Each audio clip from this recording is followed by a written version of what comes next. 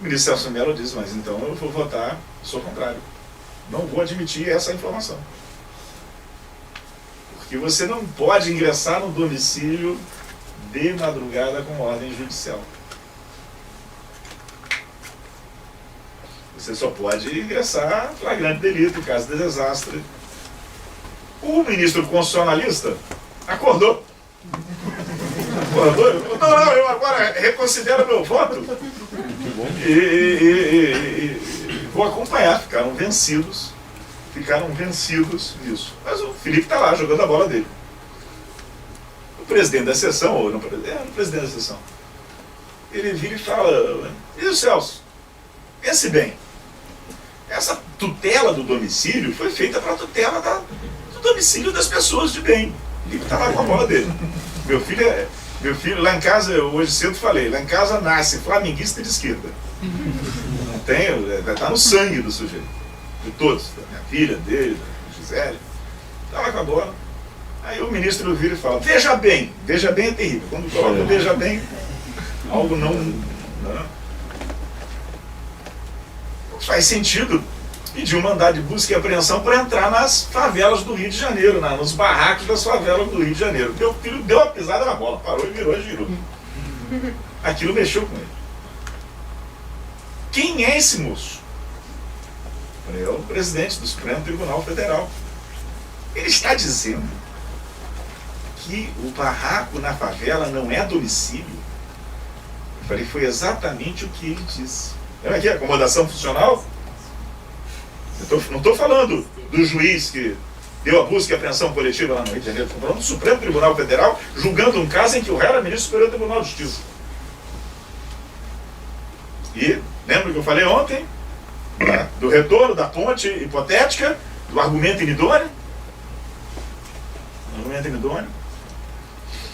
Essa questão foi colocada assim. Voltando para cá. Para priorizar, tem que olhar para isso. Estou priorizando a experiência. A minha estrutura, a estrutura do processo penal tem que ser pensada num tipo de juiz que, ao contrário deste, questione o ingresso. Que vai fazer a pergunta: a que horas vocês colocaram essa escuta, afinal de contas? Que vai ter uma resposta. Não deu para colocar a escuta porque os caras trabalham demais. Não tem saída. E que ele vai dizer: sem alteração da Constituição, não vai colocar a escuta. Essa regulamentação da fiabilidade probatória, que eu dei aqui vários exemplos, da apreensão das drogas, do DNA, acabei de dar se vocês entrarem no Código de Processo Penal italiano, tem toda uma regulação de apreensão de equipamentos informáticos. Da instalação dos meios de apreensão de sinais acústicos, audiovisuais, etc. Isso tudo tem uma relação com essa história aqui do abuso de poder. Vejam como naturalizou o abuso de poder na fala do ministro do presidente do Supremo Tribunal Federal. As casas das favelas, os barracos da favela não são lugares tutelados pela inviolabilidade do domicílio. Ao contrário do que sustentou João Mendes de Almeida, eu tenho que trabalhar com um princípio de desconfiança.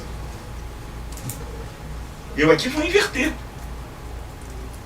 A fiabilidade probatória como uma atividade, como um exercício de atividades destinadas a demonstrar que há uma idoneidade do elemento probatório, parte, obviamente, da pergunta, de uma objeção. A princípio, eu tenho que desconfiar dessa idoneidade. Senão, eu não precisaria do elemento. Eu inverteria a coisa, quem é que vai fazer essa prova? Como é na prática, a defesa. E aí, mas então eu estou vendo aqui uma aplicação prática da inversão dos deveres e ônus e cargas probatórias. Do ponto de vista dos efeitos práticos, vai ser isso. Mas se eu quiser deslocar essa discussão para a perspectiva epistemológica, eu já vou resolvê-la aqui. a tendência ao abuso na investigação não é uma patologia nas investigações, a não ser que eu queira pensar um direito penal da platitude do Olimpo, e não um direito penal da história das sociedades. Lembra que eu falei? Jonathan Simon, os nossos encarcerados são os herdeiros dos nossos antigos escravos. O Penharanda Lopes vai dizer exatamente isso. A imposição de um procedimento de persecução penal em 3 etapas busca controlar a acusação e evitar as abusivas. Releva notar, aí sou eu, né? Que as experiências históricas que podem servir de paradigma ao processo penal brasileiro, quanto à estrutura acusatória, vão distinguir essas 3 etapas: fase preliminar, preparatória e fase instrutória. E Cordeiro irá dizer, eu vou dizer, trabalhando com o Cordeiro ali, a fuga da armadilha gramatical e semântica e vida e consequência da mentalidade inquisitória, reclama, conforme destaca Cordeiro, a superação da herança pós-inquisitória por meio do alinhamento do modelo de 2 etapas ou misto na direção daquele que exige da acusação hipóteses acusatórias bastante prováveis de resistir ao debate oral e ultrapassar a presunção de inocência. Eu citei num texto que acabou circulando bastante, nem me lembro o nome, acho que era o ódio às garantias, né? Saiu lá o manifesto da bandidolatria, e aí eu escrevi um texto chamado Ódio às Garantias, citei essa investigação, que é uma investigação no mestrado, desenvolvida no âmbito da PUC de Minas Gerais, sob a orientação da professora que eu mencionei aqui, de uma das professoras que eu mencionei aqui no início do curso, a professora Flaviane Magalhães, que é um belíssimo trabalho da Isabela de Andrade Pena Miranda Orbe, A Santa Inquisição nas Minas. Lembra que mais cedo eu falei do Liberata, da Keila Greenberg, né? Greenberg. Tá? De olhar, afinal de contas, isso que eu estou... Que processo é esse que eu estou teorizando e definindo, estabelecendo contornos? Olhar os processos concretos. Né? Meter a luneta na direção dos corpos celestes e descobrir que eles não são perfeitos. Esse dá um passo atrás. Essa investigação da Isabela, ela vai localizar os protocolos de atuação na justiça criminal do Ministério Público num período de 1700, 1750, protocolos que são os cadernos do promotor. Os cadernos do promotor. Os cadernos do promotor são o protocolo da investigação. No seu caso, Ricardo, pedi 1 milhão de desculpas, eu esqueci seu nome de novo. Teodoro. Teodoro. No seu caso, Teodoro, você vai observar na investigação da CORB, nos cadernos do promotor, a distinção que se faz entre colaboradores, no caso do Vinícius também, que investiga a colaboração premiada, diferentes categorias e classes de colaboradores. E como o Ministério Público atuava nessas investigações. O subtítulo vocês conseguem ler? Eu vou ler. Heterodoxias, blasfêmias, desacatos e feitiçarias. O subtítulo é interessante porque ele aponta para formas de criminalização que todas elas podem ser atualizadas. Atualizadas no tráfico de drogas, no desacato mesmo, e na construção de perfis de sujeitos criminalizáveis.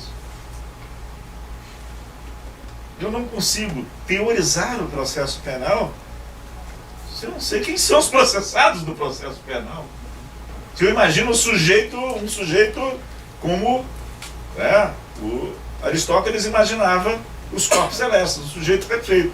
Eu tenho que colocar a luneta, olhar para a lua e falar tem crateras.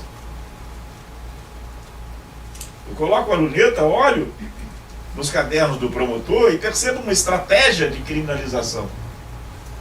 que essa estratégia de criminalização, o processualista penal não pode efetivamente desconsiderar. Eu vou falar mais... Que horas são, por favor? 15. Vou falar mais 15 minutinhos, que eu quero só... e abro para a gente encerrar essa passagem. Falei muito da Susan Haack aqui e tal. Tem uma passagem dela, esse artigo da Susan Haack. A Susan Haack é professora inglesa que leciona na Universidade da Flórida. Ela não tem formação jurídica. Por vários dos investigadores de processo penal norte-americanos no campo da prova. O Larry Laudan é físico, outro é matemático.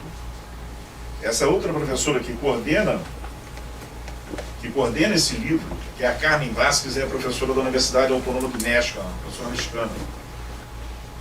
Há vários estudos aí muito interessantes nesse livro sobre estándares de prova, sobre dimensões probatórias.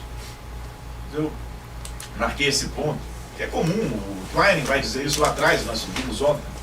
Tá? Em todo sistema jurídico é necessário determinar de alguma maneira questões de fato. Sem embargo, os distintos sistemas jurídicos têm diferentes maneiras de fazer isso. Eu diria, a Suzana é muito amiga de uma professora de teoria do direito, uma das grandes epistemólogas brasileiras. É meu orgulho, minha colega da Universidade Federal do Rio de Janeiro, sugiro que chamem a professora aqui, chama-se Raquel Erdi. Conheceu, né? Raquel? Suzy é muito amiga da Raquel, e a Raquel disse ela que você não conhece o Brasil. Falávamos ontem. Os textos probatórios nossos não se dedicam às questões de fato. As perguntas que são feitas em concursos sobre prova ilícita, sobre ônus da prova, a quem cabe provar, qual o sentido de uma pergunta dessa, a quem cabe provar, se eu não sei nem o que é provar? O que vai ser provado? É uma pergunta que só serve para aprovar ou reprovar pessoas, ela não tem sentido prático, ela não tem função prática. E é na afirmação da existência ou não dos fatos, quer se tenha os fatos como constituídos na própria atividade da investigação ou pré-constituídos, que a sorte das pessoas se coloca. Um trechinho, vou ver se está o trecho completo aqui. Estava aqui o Ro Hack lá, falando do homem lá. Trechinho de um texto que eu escrevi recentemente, porque havia... Depois eu passo outro. Há um livro que eu já mencionei, do Dallagnol, que é respeitável, é um trabalho, que vai falar do explanacionismo, e vai colocar algumas opiniões com as quais não concordo. E aí eu escrevi um texto enorme, extraí essa pequena passagem, que é o caminho do final da minha intervenção aqui para assistir ao professor Ricardo Blockner. Pelo menos desde o advento da denominada Operação Lava Jato, em 2015, popularizou-se, no âmbito do processo penal brasileiro, o debate a respeito de importantes questões de epistemologia jurídica e prova, em particular a oposição entre as teses centrais do probabilismo e do explanacionismo. O fato de o tema ter entrado na ordem do dia principalmente pela via dos casos concretos e não por meio da teorização e da dogmática, pode ter contribuído para prejudicar o conhecimento das diversas dimensões probatórias que disputam a hegemonia na explicação do fenômeno da decisão sobre a questão de fato no direito. A prova dos fatos configura preocupação central em um ordenamento jurídico-penal que pretenda legitimar-se perante a sociedade relativamente à punição de comportamentos considerados delituosos. O que eu estou dizendo no segundo parágrafo, particularmente? início da aula de ontem, início da nossa conversa de ontem. Não se sustenta a ideia. A teoria, como é que é? A teoria na prática é outra. Na prática a teoria é outra. Não se sustenta essa oposição teoria e prática. Ela não é sustentável epistemologicamente. Então a relação é entre teoria e experiência. E a teorização é a teorização da experiência. Mas ela é teorização da experiência. Lembra que eu falei? Compartilhamento de esquemas conceituais. E são esquemas conceituais complexos, porque envolvem também outros campos de conceito, do direito penal, do direito empresarial, de outras áreas. Então, teorização é teorização. Da experiência, mas é teorização. O que aconteceu conosco? O que está acontecendo conosco? Nós demos um salto, não aquele salto do Sherlock Holmes que eu mencionei ontem, do A para o B. Nós saltamos aqui, na valoração da prova, da questão da verdade, como o centro do universo punitivo, e a figura, o rei desse universo positivo é o juiz, para uma outra discussão, para um outro ponto, no qual o rei do universo punitivo é o Ministério Público. Porque, a pretexto de trazer uma teorização, ele traz uma prática não teorizada. E constrói um discurso de teorização. Então o que está dito aqui é: a doutrina não está cumprindo o seu papel. Os teóricos, na sua insistência de olhar para os corpos celestes como corpos perfeitos, de se fixar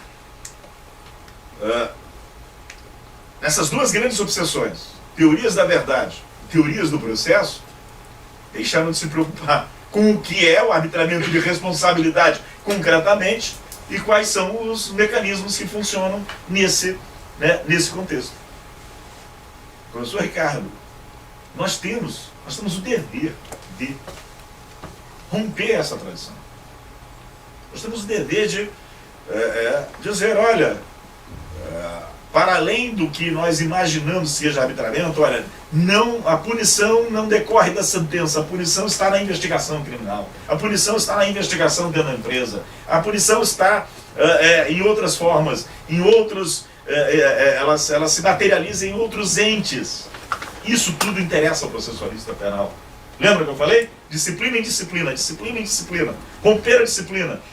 Romper as definições que não nos permitem enxergar os mecanismos concretos de responsabilização e teorizar em cima deles. É difícil? Teodoro perguntou, mas como fazer isso chegar ao Supremo?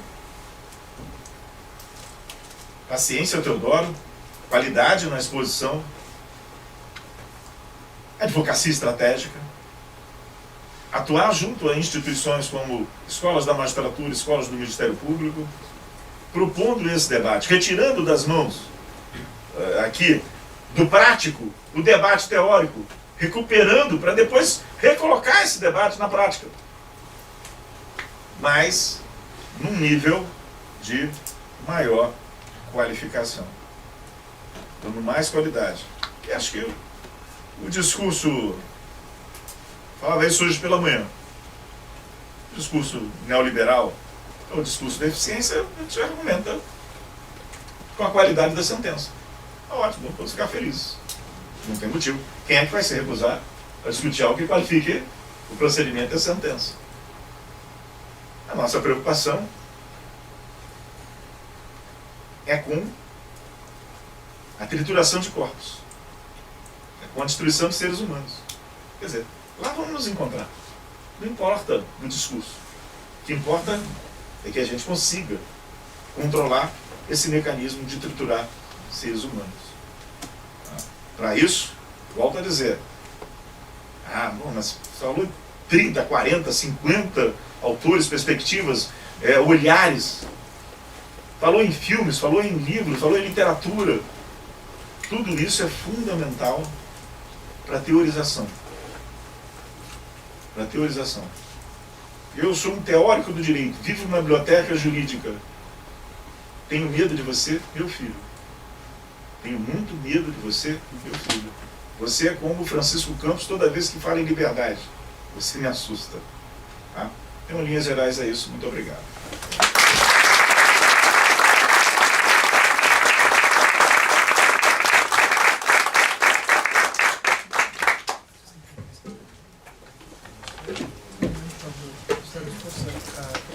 Perguntas, claro, claro.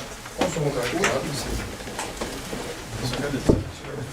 Primeiro eu quero pedir desculpa pela minha ausência. Como pode alguém que organiza uma festa dessa natureza se privar da própria possibilidade de desfrutar na companhia dos amigos? Eu quero dizer que, enfim, eu me orgulho muito desse convênio que o CPEC estabelece com a Escola de Defensoria Pública do Estado de São Paulo, que julgo ser a instituição no sistema criminal que mantém um padrão de eticidade possível, né, um sistema de trituração de corpos. Pelo menos ali eles estão fazendo um bom combate, já que também a OAB não faz mais, porque perdeu a bússola moral do seu agir. E gostaria de agradecer, enfim, me penitenciando, menos mal que eu vou ter gravação disso, eu vou ter registro disso, para poder aproveitar essa discussão que hoje é central para a minha preocupação. Né? A criminologia crítica hoje, engraçado que vendo os movimentos dela, né, ela está concentrada em volta do processo. E está nesse ponto da discussão, né, de como que a crítica dos processos de criminalização pode elaborar estratégias de contenção. Mas eu já estou entrando no mérito. Antes era para dizer que, quando eu pensei esse evento, primeiro que, com toda sinceridade, eu pensei depois do estágio probatório. Deixa eu sair do estágio probatório, e aí eu vou instalar uma crítica à teoria geral do processo na Universidade de São Paulo. Né? Era isso, né? Eu falei, deixa eu terminar o estágio probatório, daí eu posso provocar uma polêmica, porque quem tem formação marxista é iconoclasta. Eu falei, bom, eu não posso tentar superar uma tradição sem nela se inscrever. Deixa eu passar isso para poder fazer isso. E também fiz isso com uma astúcia grande. O professor Gustavo Badaró vai estar aqui amanhã. Convidei o professor Gustavo Badaró para integrar isso, para poder dar legitimidade, né, e a bênção do departamento de processo, para poder fazer isso junto comigo. Não é tão simples assim, né, a gente desafiar certas tradições aqui. E aí, eu concebi isso, e tinha falado com o Ricardo já desde o início do ano. Sobre o Ricardo eu vou falar quando eu tiver, né, que me... Eu acho que você vai ficar até amanhã? Não, só até hoje, mas vou acompanhar o Ricardo aqui até o final. Então eu vou fazer isso no sentido do meu agradecimento e da despedida, porque depois eu falo do Ricardo. Para me lembrar isso, né? Por que tinha que ser o Geraldo Prado? Porque em maio de 2004, eu estava já saindo da faculdade, e o Jacinto falava muito de time. E aí, eu lembro que saiu o filme Justiça, da Maria Augusta Ramos. E aí a gente viu aquele filme e eu fiquei tão indignado com aquilo. Eu falei, mas que... assim, eu já estava puto com a faculdade, queria ir embora, né? Não conseguia, né? Mas enfim, eu falei, vou me formar, porque isso aqui é uma desgraça, né? Eu vi aquele filme e aquele filme dizia assim, é pior ainda, né? É o cotidiano, massacre e tal. E aí o Centro Acadêmico Os Simas fez um evento e te chamou para falar no filme no qual ele aparece. E a primeira coisa que ele disse foi, ele nem se apresentou, né? Não disse, eu sou o professor Geraldo Prado, eu quero pedir desculpa, porque ali não sou eu. Você lembra? Vocês já ouviram isso em outros lugares. O passado se mistura, né? Ele disse, eu quero desculpar, porque não sei se vocês lembram da cena, porque tem uma cena em que tem um rapaz muito franzino, então, que coloca as mãos em cima da mesa. Né? E ele falou, eu não acredito que eu fiz aquilo. E aí eu fiquei, porque eu tava com raiva da situação toda. Aquilo me desarmou assim, eu falei, tá aí um ser humano. Né? Veja, tem um cara decente no direito. Tem alguém que pode se olhar e dizer assim, também eu sou autoritário sem saber. E depois que eu vi esse filme eu me dei conta quais são os mecanismos autoritários que estão ali, colonizando a minha prática, sem que eu possa estabelecer a própria crítica da minha prática cotidiana. E eu virei um fã imediato. Eu falei, pô, mas esse cara tem que ser seguido. Se ele subir num cavalo, eu vou atrás. Enfim, né? E aquilo me emocionou tanto, assim, e daí eu criei em relação a ele uma certa mitificação. Eu falei, mas o Geraldo, coloquei ele num pedestal. E aí comecei a ler os trabalhos dele. E aí a gente teve algumas oportunidades de se encontrar no Rio de Janeiro e no contexto de outros amigos. E aí, tão logo eu pus no pedestal, eu falei assim, mas ele não quer ocupar esse lugar. A maior injustiça que eu posso fazer com ele é sacralizar esse sujeito, porque ele é absurdamente humano. Ele tem que estar à distância de um abraço. E aí, é claro que estou num momento emotivo, assim, porque a minha esposa está grávida e assim, você está pensando no futuro da humanidade, é um terror, né? Então, assim, Não sei se eu quero colocar um filho no mundo. O marido do Menegatti brincou comigo quando eu contei pra ele, né, que ia ser grávida, ele falou, você se importa o teu filho viver menos de 50 anos? Eu falei, bom, não sei, né? O apocalipse do marido é mais ou menos assim. E eu tava falando pro pessoal, eu falei, pô, eu vou ter que ir pra São Paulo, vou ter que ir mais cedo, vou ter que viajar a semana inteira pra poder chegar lá. E ela, claro, né, gestante, falando assim, escute, quando é que você vai voltar pra casa? Teu filho não pode conhecer por foto e tal. Aí eu falei, e daí ela me surpreendeu, eu falei assim, mas pode ir, porque você gosta mesmo dele, né? Eu falei, mas como é que você sabe disso? É porque toda vez que você fala do Geraldo, você abre um sorriso. Vai, é verdade, cara. Toda vez que eu lembro de ti, eu abro um sorriso. E não é só pelo intelectual extraordinário que você é, e da importância que hoje é te ter, digamos, em perspectiva crítica, né, fugindo da lógica da toga e pensar isso dessa maneira, enfim, sensacional. Quer dizer que o trabalho que você faz à frente da UFRJ e a liderança que você tem no campo político, naquilo que tem a dimensão política da atuação, né, da advocacia, ou como consultoria como advocacia, porque eu também não vejo muita distinção, porque é a batalha do argumento, né, é tudo que nós temos, e a valorização disso, né. Eu sei que não é muito a técnica jurídica, mas às vezes é tudo que nós temos, então tem que ser a melhor, e que bom que você está à frente desse processo.